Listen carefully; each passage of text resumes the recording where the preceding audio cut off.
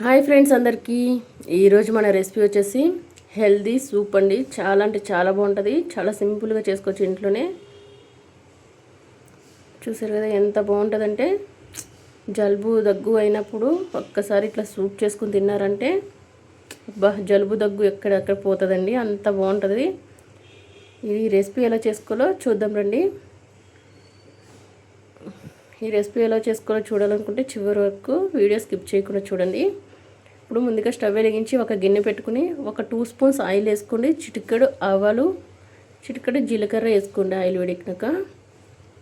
అలాగే సన్నగా కట్ చేసుకున్న ఉల్లిపాయ ముక్కలు ఒక 2 స్పూన్స్ అంతేనండి, లైట్గా 2 స్పూన్స్ వేసుకోండి. ఉల్లిపాయలు కూడా మంచిగా కొంచెం వేయించి తర్వాత క్యారెట్, క్యాప్సికమ్, సన్నగా కట్ చేసిన పచ్చిమిర్చి వేసి బాగా వేయించుకోండి. మీ దగ్గర ఏ వెజిటేబుల్స్ ఉంటే ఆ వెజిటేబుల్స్ వేసుకోండి. ఇంట్లో ఏది ఉంటే అది వేసుకోండి. చాలా బాగుంటుందండి ఈ సూప్ అనేది. ఇలా క్యారెట్, క్యాప్సికమ్, ఆనియన్స్ అన్నీ మంచిగా వేగిపోయిన తర్వాత నేనైతే ఇద్దరికి సరిపడా చేస్తున్నాను అండి. ఇద్దరికి కాబట్టి 2 గ్లాసు వాటర్ వేస్తున్నా ఈ సూప్కి. ఇప్పుడు దీంట్లో 2 టీ స్పూన్ల స్వీట్ కార్న్ వేసుకోండి.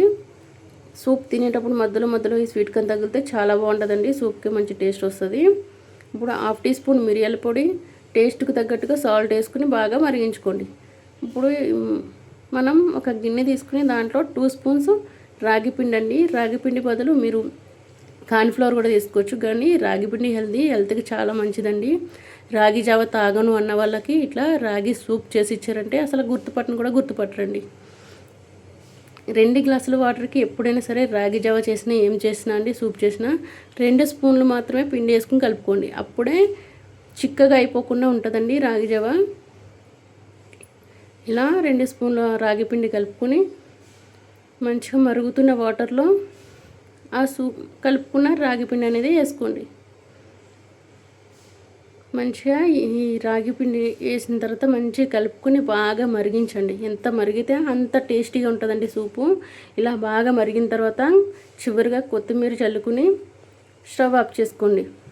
స్టవ్ ఆఫ్ చేసుకుని సర్వ్ చేసుకుంటున్నప్పుడు మంచిగా నిమ్మరసం పిండి ఇవ్వండి ఫ్రెండ్స్. బౌల్లో వేసుకున్న తర్వాత కొంచెం నిమ్మరసం పిండి ఇస్తే, కొంతమందికి నిమ్మరసం ఇష్టం లేకపోతే ఒట్టిగా కూడా తినొచ్చండి. చాలా అంటే చాలా బాగుంటుంది. ఒకసారి మీరు కూడా ట్రై చేసి ఎలా వచ్చిందో కామెంట్ చేయండి ఫ్రెండ్స్. అలాగే వెళ్తూ చిన్న లైక్ చేయండి ఫ్రెండ్స్. ఇంకా మన ఛానల్ సబ్స్క్రైబ్ చేయకపోతే సబ్స్క్రైబ్ చేసుకుని ఇలాంటి కొత్త రెసిపీస్ మన ఛానల్లో చాలా ఉన్నాయి ఫ్రెండ్స్. ఇంకా కొత్త రెసిపీస్ మన ఛానల్లో వస్తూనే ఉంటాయండి. వీడియో నచ్చినట్టయితే ఫ్రెండ్స్ అండ్ ఫ్యామిలీ మెంబర్స్కి షేర్ చేయండి. Thank you for watching.